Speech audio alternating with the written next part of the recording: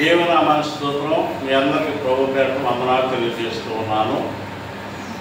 42వ కీర్తన భాగము 1వ వచనాన్ని మనం పరిశీలన చేసినట్లయితే, దుప్పి నీటి వాగుల కొరకు ఆశపడినట్లు దేవా నీ కొరకు నా ప్రాణము ఆశపడుచున్నది. హల్లెలూయా. హల్లెలూయా. దుప్పంట ఎడారులో అడవులలో నీరు ఎక్కడ దొరుకుతుందా అని ప్రతి ప్రాంతానికి తిరుగుతూ ఉంటుందంట. వేసవకాలం వస్తే ఎండమావులు కనిపిస్తూ ఉంటాయి. ఆ ఎండమావులు ఏంటంటే అక్కడ నీరు ఉన్నట్లుగా కనిపిస్తూ ఉంటాయి. మనం కూడా ప్రయాణం చేస్తూ వెళుతున్నప్పుడు మన ముందు కూడా ఎండమావులు అనేటువంటి కనిపిస్తూ ఉంటాయి. అట్లా కనిపించినటువంటి ఆ జంతువుకి అవే నీరు అనుకుని కొంత దూరం వెళ్ళి, అవే నీరు అనుకుని కొంత దూరం వెళ్ళి తన దాహమును తీర్చుకున్నట కొరకు ఎంత దూరమైనా ప్రయాణం చేస్తూ ఉన్నది. హల్లెలూయా. హల్లెలూయా. ఇక్కడ దేవుని మందిరమునకు రావాలని నా ప్రాణము ఆశపడుతున్నది ప్రభువా అని దుప్పి ఏ విధంగా దాహమైతే నీటి వాగుల కొరకు వెళుతూ ఉంటుందో, నేను కూడా నీ మందిరానికి అంత త్వరగా రావాలని కోరుకుంటున్నాను ప్రభువా అని కోరాహు కుమారుడు రచించినటువంటి కీర్తన భాగం ఇది. 2వ వచనం, 42వ అధ్యాయం 42వ వచనం, నా ప్రాణము దేవుని కొరకు తృష్ణగొనుచున్నది, జీవము గల దేవుని కొరకు తృష్ణగొనుచున్నది. దేవుని సన్నిధికి నేను ఎప్పుడు వచ్చేదను, ఆయన సన్నిధికి నేను ఎప్పుడు కనబడేదను అని. హల్లెలూయా. వీరికి ఆశ ఏంటి? వీరి యొక్క కోరిక ఏంటి? వీరి ప్రాణము ఎందుకు తల్లడిల్లిపోతుంది? వీరి ప్రాణము ఎందుకు తొందరపడుతుంది అంటే, దేవుని మందిరానికి త్వరగా వెళ్ళాలనేటువంటి తృష్ణ కోరిక వారిలో ఉందంట. హల్లెలూయా.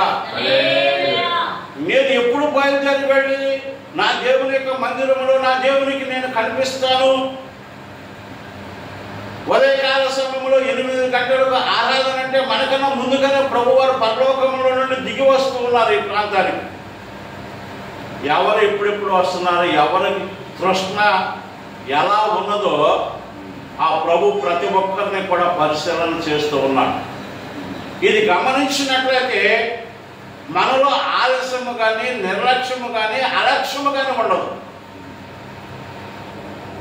మనం ఎవరిని ఆరాధిస్తున్నామంటే జీవము కలిగినటువంటి దేవుడు మన దేవుడు. హల్లెలూయా.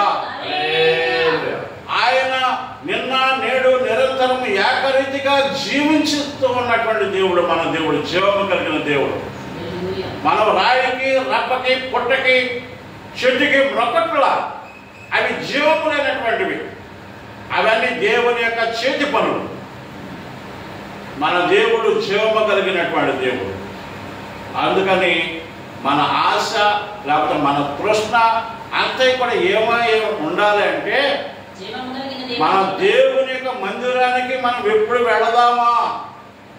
సమయమున కన్నా ముందుగానే వెళ్ళాలి కదా. మన ప్రభువు నిర్ణయించినటువంటి సమయానికి ఆయన పరలోకములో నుండి భూలోకములోకి దిగి వస్తాడు కదా. ఆయన చూడాలనేటువంటి ఆశ మనకు ఉండాలి కదా. మనల్ని చూసేటువంటి దేవుడు మన దేవుడు, జీవము కలిగినటువంటి దేవుడు. హల్లెలూయా. హల్లెలూయా. ఈ కోరిక, ఈ తృష్ణ ఎవరైతే ఉంటుందో వారు బహుగా ఆశీర్వదించబడతారు, దీవించబడతారు. దేవుడు చూస్తూ ఉన్నాడు.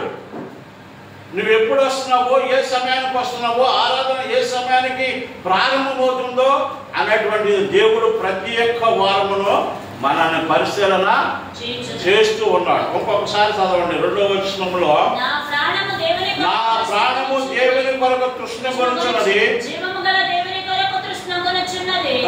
దేవుని సన్నిధిని నేను ఎప్పుడు వచ్చేదను, ఆయన సన్నిధిని నేను ఎప్పుడు కనబడేదను. అది ఆయన సన్నిధిలో నేను ఎప్పుడు కనపడేదను అని నాకు ఆశ కలిగి ఉన్నది. ప్రాణము ఆశపడుచున్నది. నువ్వు అంత ఆశ కలిగి ఉంటే నీ ఆశను నెరవేర్చే దేవుడు మా దేవుడు అయి ఉన్నాడు. హల్లెలూయా. నీకు దేవుని మందిరానికి త్వరగా రావాలని ఆశ కలిగి ఉంటే ఈ ఆశను బట్టి మిగిలిన ఆశలన్నీ కూడా తీర్చేటువంటి దేవుడు మన దేవుడే ఉన్నాడు. హల్లెలూయా. హల్లెలూయా. 5వ వచనం. నా ప్రాణమా నీవు ఎలా కృంగియున్నావు? నా ప్రాణమా నాలో కరిగిపోవచ్చున్నది. నా ప్రాణమా నీవేళ కృంగి ఉన్నావు, నాలో నీవేళ తొందరపడుచున్నావు. దేవుని యందు నిరీక్షణ ఉంచుము. హల్లెలూయా. ఇతర విషయాలను బట్టి ఒకవేళ ప్రాణము కృంగిపోతుందేమో, ఇతర విషయాలను బట్టి ఒకవేళ ప్రాణము తల్లడిల్లిపోతుందేమో, ఇతర విషయాలను బట్టి ప్రాణము కరిగిపోవచ్చున్నదేమో. నువ్వు దేవుని యందు నమ్మిక ఉంచినట్లయితే వాటన్నిటి నుండి విడుదల కలగచేయడానికి సమర్థుడు మన ప్రభువు. హల్లెలూయా. అందుకని అంటున్నాడు చివరిలో, దేవుని యందు నిరీక్షణ ఉంచుము, ఆయనే నా రక్షణకర్తనియు నా దేవుడనియు చెప్పుకొనుచు ఇంకను నేను ఆయనను స్తుతించెదను. హల్లెలూయా. నీకు కలిగినటువంటి సంకటములన్నిటి నుండి విడుదల కలగచేయాలండి. నీకు కలిగినటువంటి శోధనంతటి నుండి విడుదల కలగచేయాలంటే నీ ప్రాణము నీలో కరిగిపోవచ్చున్నప్పుడు, నువ్వు ఇతరుల గురించి చూడకోకుండా నీ ప్రాణము నీలో కృంగిపోవచ్చున్నప్పుడు దేవుని యందు నువ్వు నిరీక్షణ కలిగి జీవించినట్లయితే ఆయనే మన రక్షణకర్త, ఆయనే మన దేవుడని చెప్పుకొనుచు ఇంకను నేను స్తుతించెదను. నీ ప్రాణమును దీర్ఘాయువును ప్రభు దయచేస్తాడు, కానీ అర్ధాయుషుతో దయచేయడు ప్రభు.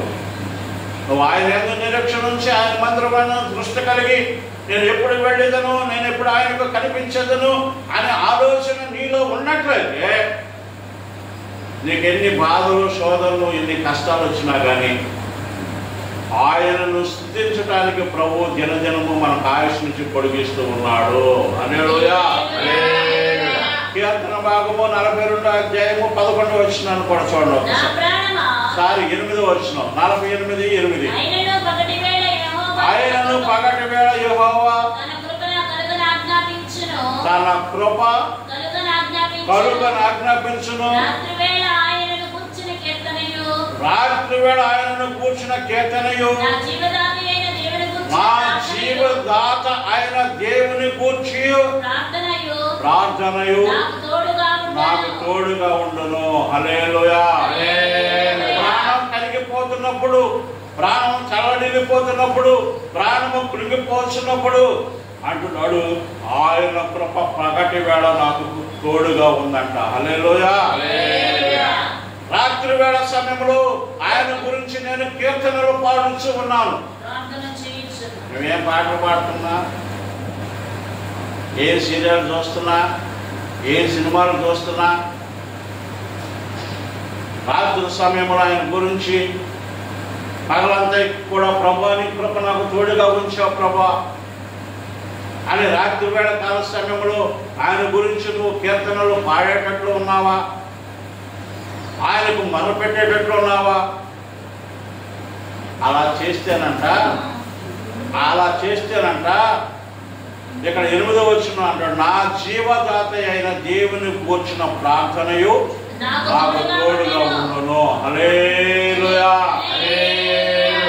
నీ కుటుంబం యొక్క ఆరాధన, నీ కుటుంబం యొక్క ప్రార్థన పగలంతా కూడా ఆయన కృప తోడుగా ఉందని రాత్రి వేళ కాల సమయంలో నీ కుటుంబం అంతా కూర్చుని ఒక కీర్తన పాడుకుని కుటుంబం అంతా కూడా ఆయన సన్నిధిలో కనిపించినట్లుగా చేతులెత్తి ప్రార్థన చేస్తే ఆ ప్రార్థనే మన కుటుంబం అంతకి రాత్రి వేళ కాల సమయంలో కాపుదల ఉంటుందట. హల్లెలూయా.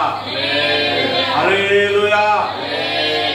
మరి మనం ఏం చేస్తున్నామో అనేటువంటిది మనల్ని మనం ఒక్కసారి పరిశీలన చేసుకోవాలి. 11వ వచనం.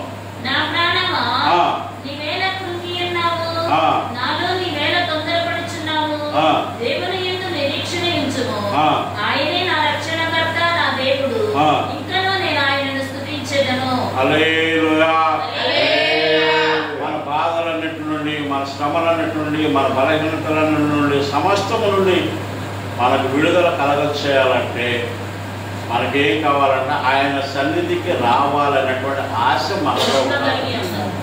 ఆయన సన్నిధికి రావాలనే ఆశ మనలో ఉండాలంట.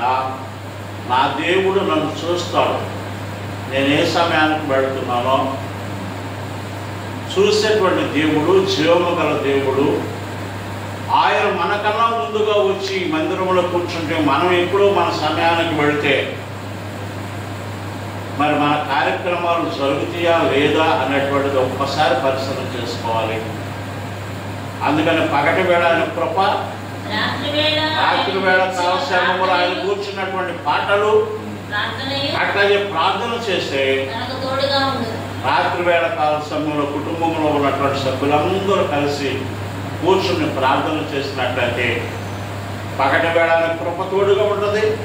రాత్రి వేళ మన ప్రార్థన మన కుటుంబానికి కాపుదల వస్తుంది. మనకిని మన కుటుంబములకు ఆశ్రదము దీర్ఘాయువును కలుగుతుందని ఈ వాక్యము సెలవిస్తూ ఉన్నది. హల్లెలూయా, హల్లెలూయా.